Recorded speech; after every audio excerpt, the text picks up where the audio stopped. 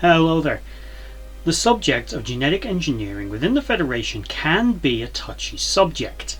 As we saw recently, we saw number 1 from Strange New Worlds, the first officer, Una Chin Riley, of the USS Enterprise, turning out to be an Illyrian. Now the Illyrians, if you're not too familiar, are an alien species who the majority of their race undergo some form of genetic manipulation.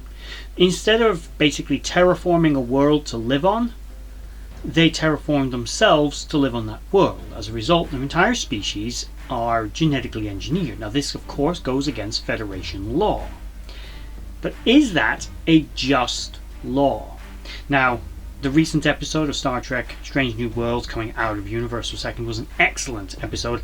Clearly, for those who may have not seen it or whatever, spoilers ahead, but also it was an obvious allegory for people of minorities and LGBTQ+ communities for how they are ostracized by the mainstream population and majority of people within society, and how they are made to feel by such people just for existing.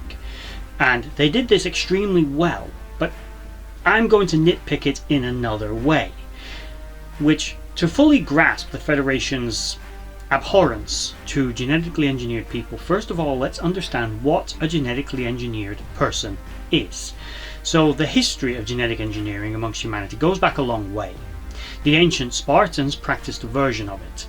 Any defective child that was born, and I'm sorry to use the word defective, that's how they would have seen it, a child born with some kind of deformity or not measuring up to what was considered the Spartan ideal was simply euthanized or would serve some other function in society, but often they were thrown off a cliff. It's horrifying, but it's true. And that was, hundreds BC, practiced for quite a while by the ancient Spartans. In more recent millennia, the concept of genetic engineering has resurfaced several times, most famously in some of the works of Friedrich Nietzsche, which are not always as fully understood and explained by people as they should be, but generally you're talking about the concept of the Übermensch. Now, of course, we're getting into certain fanatical right-wing party organizations here, so we're not going to talk about it too much, but it did crop up again, of course, in the mid-20th century as a general concept, but was once again deemed impractical, and quite frankly that regime wasn't around long enough to implement any form of eugenics.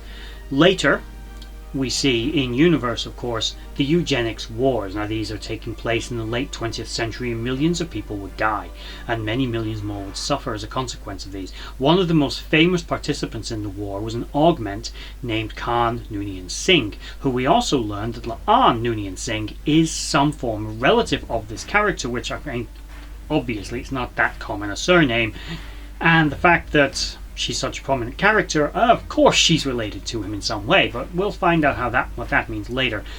Now, the concept of what these are, augments, are different to necessarily genetically engineered slightly. They are completely birthed, engineered people. In other words, they took a super athlete and a super genius, combined their DNA, took the best bits of both, created an embryo with generous genetic modifications. Better hand-eye coordination, better reflexes, better stamina, greater muscle mass, greater intellect, as well as basically being the perfect human specimen. They live longer, they're faster, stronger, more intelligent than a baseline human, with very few living natural-born humans measuring up to them in any way, shape or form, or even coming close. That is an augment. A genetically engineered person is someone who is born normal, typically, and then is altered. Point in case, Dr. Julian Bashir, who undergoes gene resequencing of some description. Now the two methods are similar, just one is done to a person that's already alive and running about, and another is done to an embryo. So that's where it comes from. In the 20th century, the augments created, based on these earlier teachings of the concept of the Übermensch and the perfect Superman, resulted in a race of humans who were superior to other humans in every way, yes, but were also superior to humanity in their ego and their greed and their ambition. And these out of control ambitions took them to try to take over the world and basically either conquer or wipe out unaltered humans. It's also implied that the children of genetically engineered people, and we can assume if two augments would have a child, they would have a child of this new augment race, which does raise questions about Laan, as I was saying. At what point does she stop being an augment? Because clearly, although she may have ancestors who were she's never demonstrated any super strength or particular super intellect compared to the other members of the crew from my eye. But all the same, there's an interesting question going on there. So that takes me to what is my little gripe, effectively, with this. And it is there injustice within the Federation where genetically engineered people are concerned? Now, this recent episode and these recent events taking place in the mid-23rd century really emphasizes the fact that it is kind of unfair to judge particularly an entire group of people just because they're a little different, because they had genetically engineered, because of something that happened hundreds of years ago, and people, out of response to that, wrote laws against it. We saw individuals, particularly in the Soon family, rage against this kind of mindset. But time and time again, genetically engineered people and the people with the ambition and the drive to make them often turned out to be corrupt and dangerous individuals, and it resulted in death and destruction almost every time, almost validating the position that genetically engineered people are kind of bad. And as a result, the Federation just put an abject ban on them. But this is where I have a question. We know that it is wrong to victimize a population of people who have no say in how they are born. I think we can all agree on that.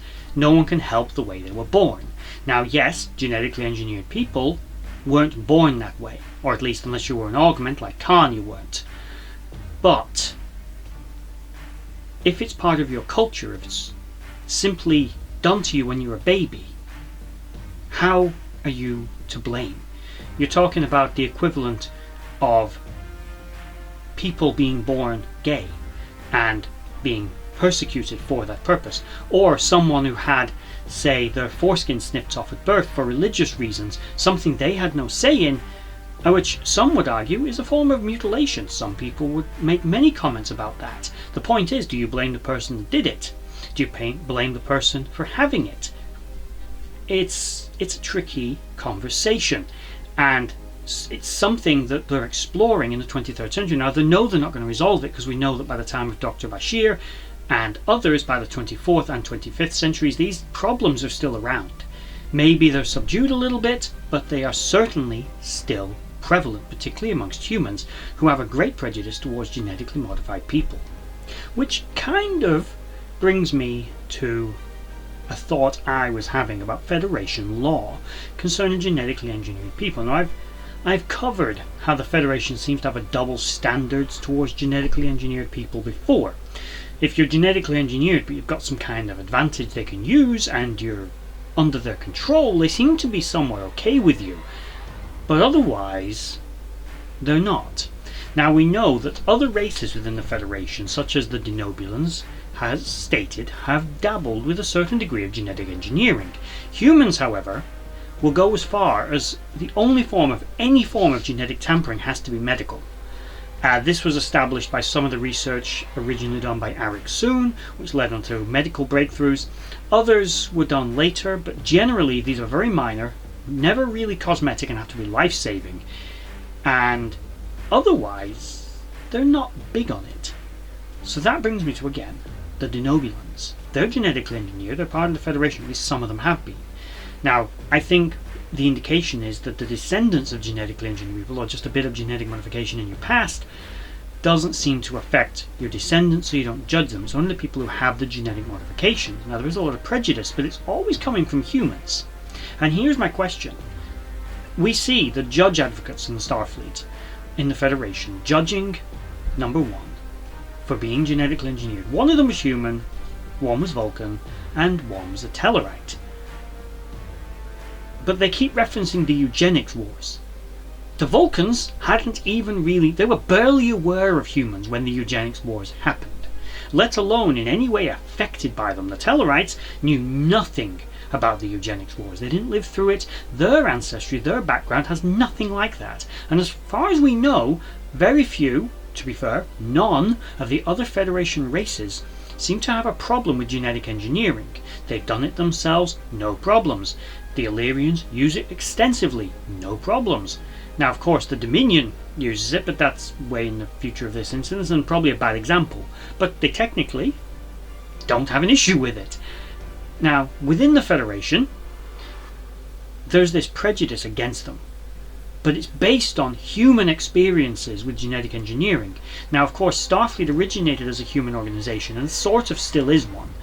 The Federation Starfleet, however, is a slightly different agency to the Earth Starfleet. It's sort of the same organization, but also sort of not. But the point is, there's also a distinction between law, with Federation law, which this one actually is, and Starfleet regulations, which is why we know you can do things like violate the Prime Directive. As long as you had a good reason during your court-martial, you'll probably get away with it. But this one is enshrined in law, but it's Federation law. So did humans insist that this had to be part of Federation law and everyone else just went along with it? And they all go, the eugenics wars. This is why we don't have genetically engineered ones. It's almost always humans. We never really run into a genetically augmented Andorian and go, you know what, no, that's against the law. You can't have that. You can't have 3 antennas. My point is, Una, yes, she's a Starfleet officer and therefore possibly subject to Starfleet rules, and Starfleet rules are no genetically engineered people. It's wrong, but fine. But why is it in law? I mean, Earth, humanity, they're just one race within the Federation, one of hundreds of species. Even by the 23rd century, it's quite a large number of races, well over 100 races within the Federation.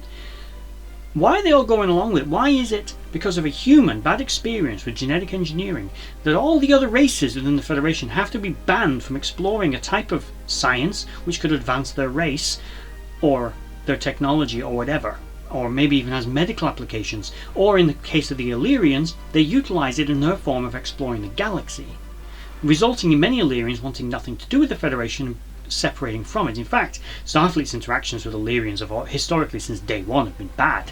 Humans and Illyrians just seem to clash. But whatever the reason, there is a fundamental flaw within the Federation laws here. Why is a law enshrined within the Federation that affects genetically engineered people of any kind, human or otherwise, allowed to exist? Why is one race's prejudice being imposed on others? Are the Klingons right and the Federation is nothing but a human empire in disguise and the humans are making everyone obey? I can understand, although not agree with, Starfleet having a rule about it.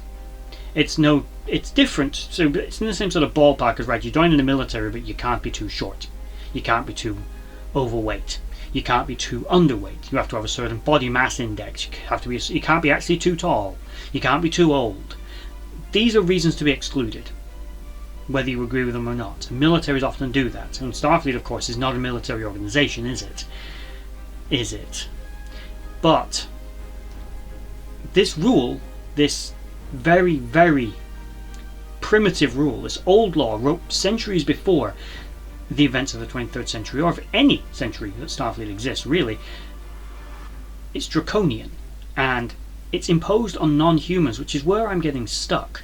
Why are non-humans being forced to obey this human prejudice against it? And you see on the panel they all make the same point, and they all reference the eugenics wars. The Vulcan representative doesn't go, well 600 years ago on Vulcan we had a civil war because a handful of genetically augmented Vulcans splintered away and became the Reman or something like that. Or they don't say that the reason for the schism, the time of awakening, those who march beneath the Raptor's wing, the Romulans are actually genetically engineered, which would actually explain why the Romulans and Vulcans look so different, although that's meant to be, if you're interested, a thing about location on Romulus, supposedly. So like if you're from, like, I don't know, the southern hemisphere, your forehead's more smooth, but if you're from the north you got the ridges.